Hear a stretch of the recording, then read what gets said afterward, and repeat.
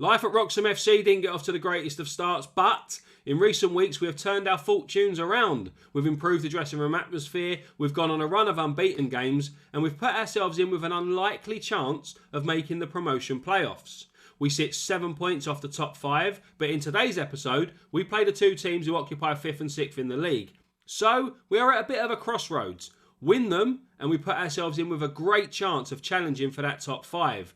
Lose, and we are going to be looking over our shoulders at the teams in the relegation zone just to make sure we can stay clear enough to avoid it. Hello everyone, welcome to the channel and welcome to episode 3 of Tier 8 to Greatness with Wroxham FC. As I said in the intro, things didn't get off to the greatest of starts and we had a run of very up and down form, mostly down. But in recent weeks, we've turned it all around and we're on a run of 11 games unbeaten in all competition, and we are just 7 points outside the top 5, which is the promotion playoff places for the end of the season. I don't know if you can hear it in my voice or not, but I've got a horrible stinking cold that is like never ending. So I may have to cut out a few times if I start sneezing and coughing and spluttering and all that. So there may be a few cuts throughout the games or whatever.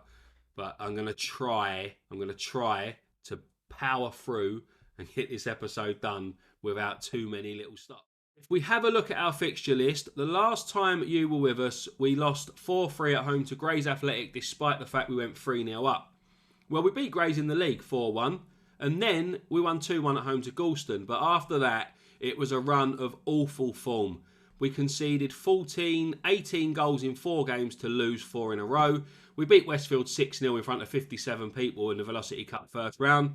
And then we beat New Salamis, who were, I think, bottom of the table, maybe second from bottom at the time. But other than that, it was awful. We lost 5-2 to Stowmarket, 6-1 to Basildon. We got a draw against #United. And then we lost in front of 81 people to Great Wakering, 3-2 away from home. Great Wakering were the team sitting in third from bottom place, which is the relegation playoff. Morale was at an all-time low. The dressing room atmosphere was awful. We couldn't pick up anything, really. So I changed things around. I had a little tweak of the formation. I went back to the 4-3-3 wide that we started off the season in the FA Cup with, that we lost in the FA Cup qualifying rounds. So I only tried it once, really. So I went back to that.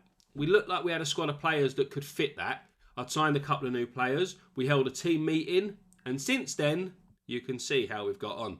It has been a run of fantastic form, including beating top of the table Malden and Tiptree 3-1 at home. We got a 3-3 draw away to Haybridge. That we went 3-0 up again in that, actually, but they came back. Haybridge were currently sitting second in the table at the time, I think. We beat Felixstowe, who were in the top 3 or 4 at the time. So we've had a great run of form. In this episode, we play Bury Town and Lowestoft. Bury are 5th, Lowestoft are 6th. We'll have a look properly at the table in a minute. The main reason we are doing so well is a couple of new signings that have bedded in very well, and Tony Stokes turning into the greatest striker in the history of football. If we look at Stokes' form, you can see that he went on a bit of a run without scoring. Didn't score for a while. Then he got one against Great Wakering. Then he scored a hat-trick against Witham Town, and he just can't stop scoring.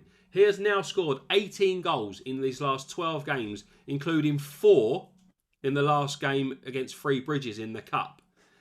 He scored a hat-trick against Witham, like I said. Scored 2 against Haybridge, and he just can't stop scoring. His ratings are brilliant. He hasn't had a rating below 7 since the game against Stowmarket on the 12th of October, and he has been absolutely sensational.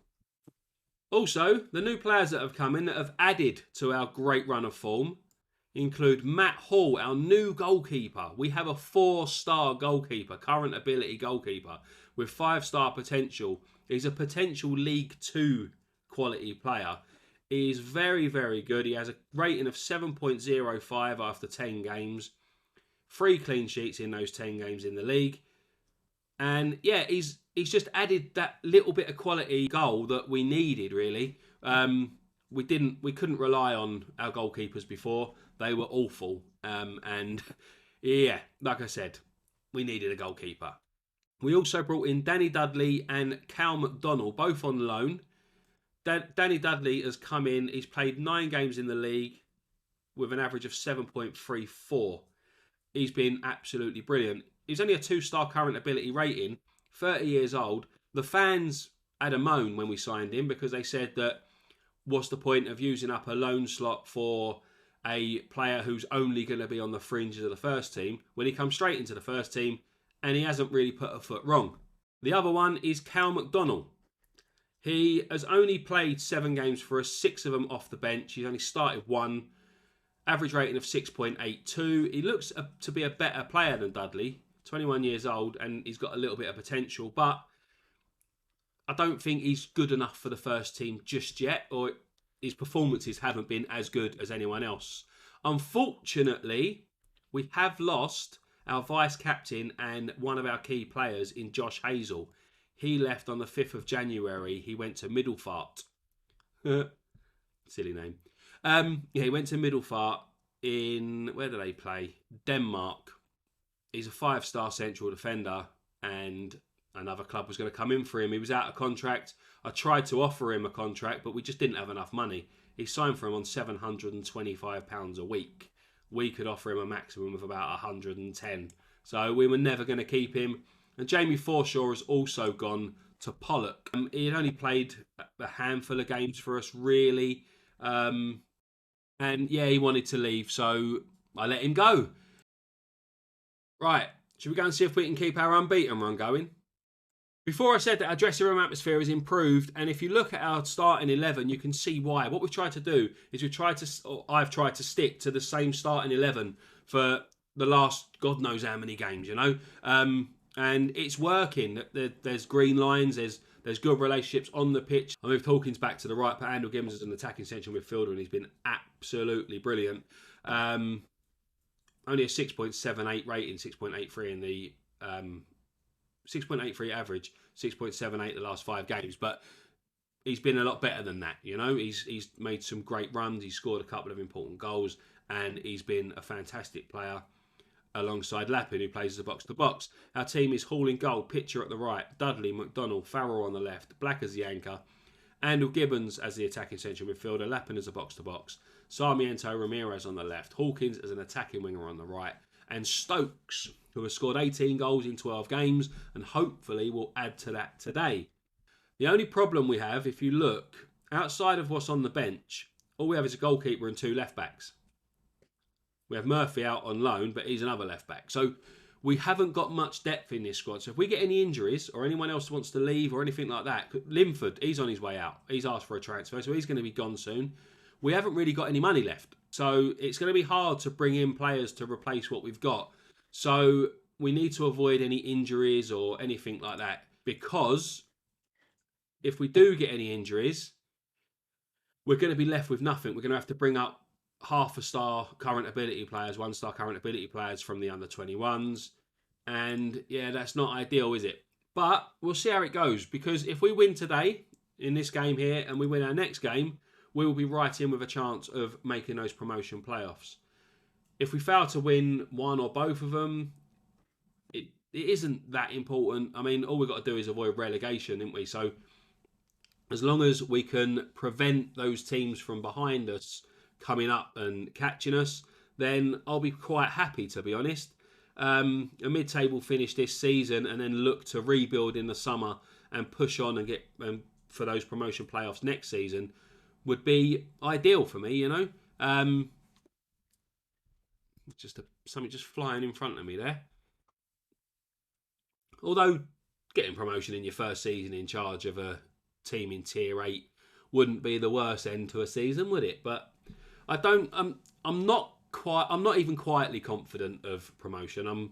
I think we'll be happy to get mid-table. Hall comes out and gathers their striker. Couldn't get on the end of it properly. We haven't really started this game very well. We haven't mustered a shot yet. We're behind on possession. And it isn't the greatest first half performance we've put in, but we're still level. We're still level against a team who are 5th in the league. So we'll take that, even if we don't muster a shot in the whole game. If it stays 0-0 and we got a point, then I'll be more than happy. But I can't see it. Bury are on the attack here. Edwards puts in the cross. Evans jumps in there. Great save from Hall. He was offside. Hall didn't know that. He was offside, but that's Hall. Great save. I said it before that we signed him because he is a goalkeeper who is much, much better than what we had and great potential as well. And making a save like that at point blank range, even if it was offside, just shows how important he is. Ryan Hawkins is injured here. The only option I have is Nana Darkwa, so he has to come on and play as a winger there. That's not ideal because Hawkins has been one of our better players in recent weeks. 0-0 at half time. We haven't had a shot on target yet. Our XG is 0.01. And we're going to have to defend a corner here. And we do. Can Black get it away? To Farrell. Farrell goes over the top looking for a runner, but there is nobody there.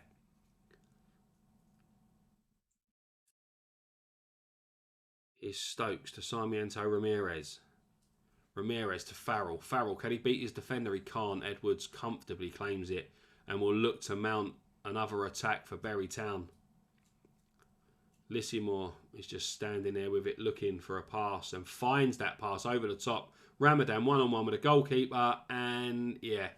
I said about Hall, didn't I? And how he made that point-blank save and how he was much better than what we already had.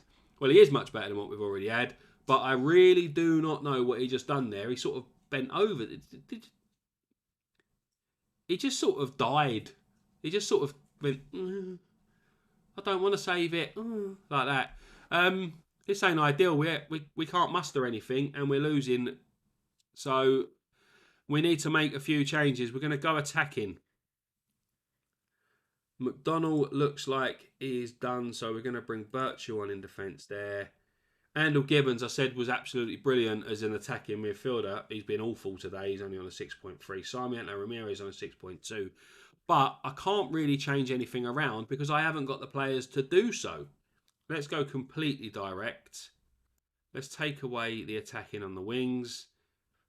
Much higher tempo. Go fairly wide rather than completely wide and see if a little tweak of our tactics can get us back into this game. Because as it stands, it looks like we're going to lose. We still haven't had a shot. Very attacking. Is that going to help? No, it's not, is it? We've come here and not even attacked. That's the worst performance we've put in. I mean, Hawkins getting injured is not ideal because Hawkins has been like one of our main outlets. We've been playing wing play for our entire unbeaten run, and Hawkins down the right has been that player who has been getting them like fantastic balls in. He scored a couple of great goals himself. That there was absolutely atrocious, and I am far, far from happy with that performance. That brings to an end an 11-game unbeaten run in all competitions and will increase our distance from the top 5. I know we were never really in with a chance. I know I started in the intro here saying we're at a crossroads, and we were at a crossroads, really. Win both of those games and we would be in with a really good shout of challenging, but now we are 10 points adrift of the top 5. We still are 12 points clear of Great Wakering even in the relegation playoff. And it looks to me like Witham Town and New Salamis have given up because 6 points and 14 points, they are pretty much going to be relegated. So we should happily, easily avoid relegation. But I'm not giving up on our promotion chase just yet. We play Lowestoft Town in the next game. So if we can beat them, we'll still keep ourselves in with that little outside chance. Hawkins has broken his collarbone and is out for up to 3 months, so we've jumped straight into the loan market and brought in Enoch Okongo from Cheshire, who are a National League South team. They're 22nd in the National League South, so they're not a good National League South team, but he's come from a higher division than us. He's only got a 2.5-star current ability, 2.5-star potential, according to our scout or assistant manager, or whoever it was that makes these reports. But he's quite quick. He's got decent enough attributes for this level. And yeah, he's got a higher current ability than Nana Adakwa, who is our other option to replace Hawkins. So Adakwa will stay on the bench for this game. The only change from the last game is a Congo coming in for Hawkins, and Skinner is on the bench because Linford has completed his sign into Redbridge. And hopefully we can do a little bit better in this game than we did in the last one. Because if we lose this, then we're going to be looking over our shoulder, trying at best for mid-table obscurity, which, to be honest, mid-table obscurity for a team tipped for relegation is probably a successful season. So I guess we do have to kind of take it, don't we? It is Lowestoft going to attack straight from the off. We managed to get it clear, but only as far as Johnson, who puts it back out to Eagle. Eagle, ball in, Reed, good save from Hall. He makes good saves when they're offside, doesn't he? Yeah, the only save he made in the last game was that it showed was when he was off, when the player was offside. Oh, sorry about that. I had a little bit of a coughing fit, so I had to just cut that bit out a little bit. Here's a ball over the top. A Congo scores on his debut. Half an hour into his debut, and Enoch Okongo is off the mark. Great goal, really. It was an empty net, but he still had to find the finish. Pitcher to Dudley. Dudley tried the ball over the top for Stokes. Cole attempted to clear it, but didn't get the ball out. And a Congo from the edge of the area on the volley, and we are 1-0 up over Lowestoft. And maybe we are going to keep ourselves in with a chance of pushing for that promotion playoff place at the end of the season. We're definitely a better team in this game than we were in the last one. 10 shots, 6 on target. Possession, again, we're not ahead, but we are on the scoreboard, and that is where it matters. Lowestoft are going to look to build from the back here. Oh, no, not. Ruffles is going to just fly the ball over the top, and it goes straight to our goalkeeper, who instead of picking it up, decides to run out of the box. Farrell lapping Sarmiento Ramirez back to Farrell, who tries his own long ball, and Stokes, can he get there? He does! And Tony Stokes is back to scoring goals. He didn't score in the last game, which ended a run of 18 goals in 12 games, like 12 continuous games of scoring a goal. But he's back on the score sheet here. Farrell, ball over the top. Stokes timed his run perfectly. The keeper looked to have got there first, but Stokes manages to get there before the keeper, gets his left foot on it, and puts the ball into the back of the net. And Wroxham are 2-0 up against Lowestoft Town, who are currently 6th in the league. And yeah, we're showing that we can compete with those teams at the top of the table. We've beaten Malden and Tiptree this season, who were top of the table. We've got draws and wins against other teams that are around that position. And Stokes dinks it over the keeper, and that is 3-0. That's Tony Stokes' second goal in the game. And yeah, we can forgive him for not scoring in the last game, I suppose. Yeah, look at that. Takes it on his chest. Keeper didn't know whether to come or stay. Couldn't really do much, to be honest. So the keeper does get there first that time, but Andel Gibbons should have scored. Here's Andel Gibbons again. Back to Pitcher. Long ball over the top. Stokes tries to flick on, but it goes to the defender. Reed. Higgs.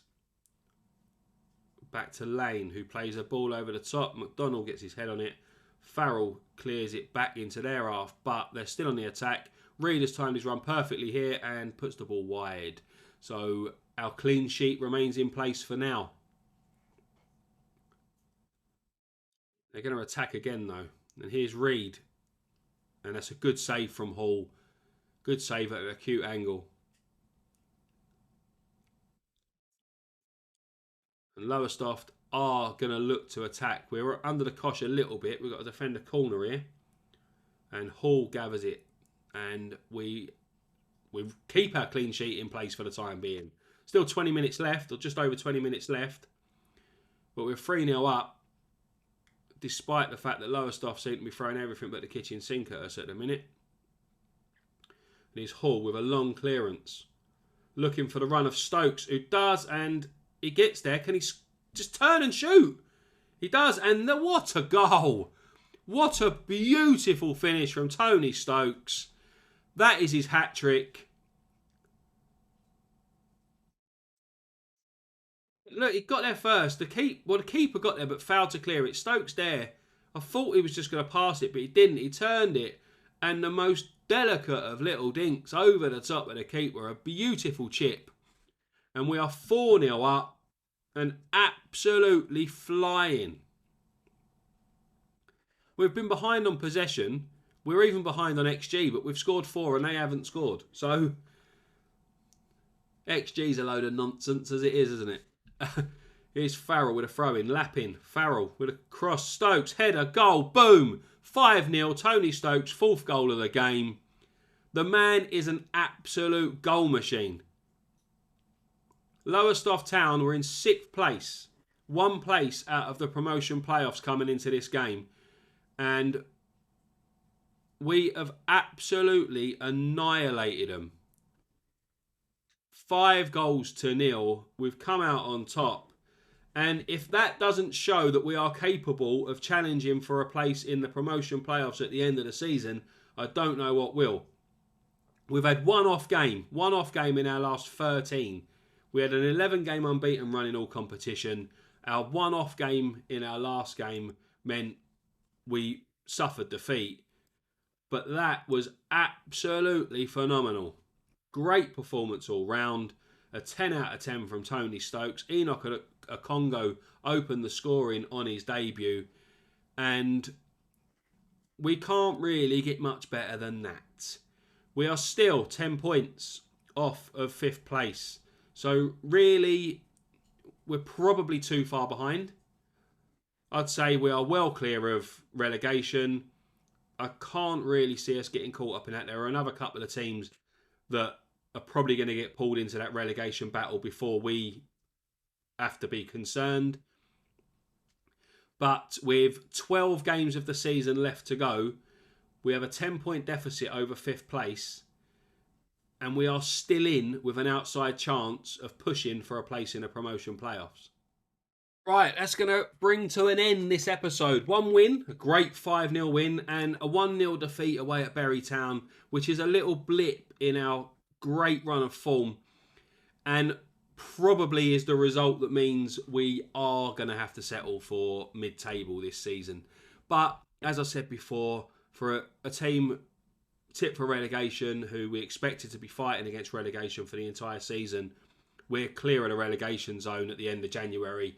And I don't think, unless we go on a horrendous run of form, I don't think we'll be pulled into that relegation battle. So, for that reason, I'm probably going to play the rest of the season off camera. We'll see how we're getting on as we approach the end of March, beginning of April. If we've been sucked into a relegation battle, I'll come back and show you our fight against it. If we do manage to go on another run of wins and we get ourselves in with a chance of making the promotion playoffs, I'll come back and show you our push for promotion. If we manage to advance, we're in the last 16 of the Velocity Cup now. If we manage to advance to the final of the Velocity Cup, I'll come back and show you that. If not, I'll be back at the end of the season with a season review and a transfer special as we look to rebuild our team for next season, because we do have a lot of first teamers that are out of contract once this season is up. One player who probably will be sticking around though is Tony Stokes, because he has a contract clause. He's 36 years old now, Tony Stokes. So when I signed him, I planned on signing him for the 1 season and the 1 season alone. But he is an absolute goal machine at the minute. He scored 26 goals, I think, this season in all competition. And if he plays 1 more league game, he gets an automatic year's extension to his contract. So after the Grays Athletic game, he'll get his year's extension. He's our highest earner. And I'm not sure if that money could be better spent next season somewhere else. But with the amount of goals he scored this season, he's earned the right to play for us for another year. Thank you very much for watching this episode. I hope you enjoyed it. If you did enjoy it, please do leave a like down below. Subscribe to the channel while you're down there. Leave a comment just to say hi. Let me know if you are enjoying it. Let me know if there's anything in the series you want me to do differently. Or just let me know how you're getting on in your save. If you started at tier 8 or even down as far as tier 10, I know the database that I'm using goes down to tier 10. So you may have started a bit lower than what I've even started. So hopefully you're doing well. Just like, comment, subscribe, all the good stuff. Let me know that you're enjoying the content that I'm putting out. I'm having a lot of fun making it. Really, in the grand scheme of things, I am still relatively new to content creation. I may have been doing it for almost a year on and off, but I am still relatively new compared to some people. It means a whole lot to me whenever I see that someone's liked a video, whenever someone's subscribed to the channel or whatever. It means an awful lot, and it makes me happy. Really, it makes me smile. See? Anyway, thank you very much for watching again. I will see you all next time. Until then, take care. Bye bye for now.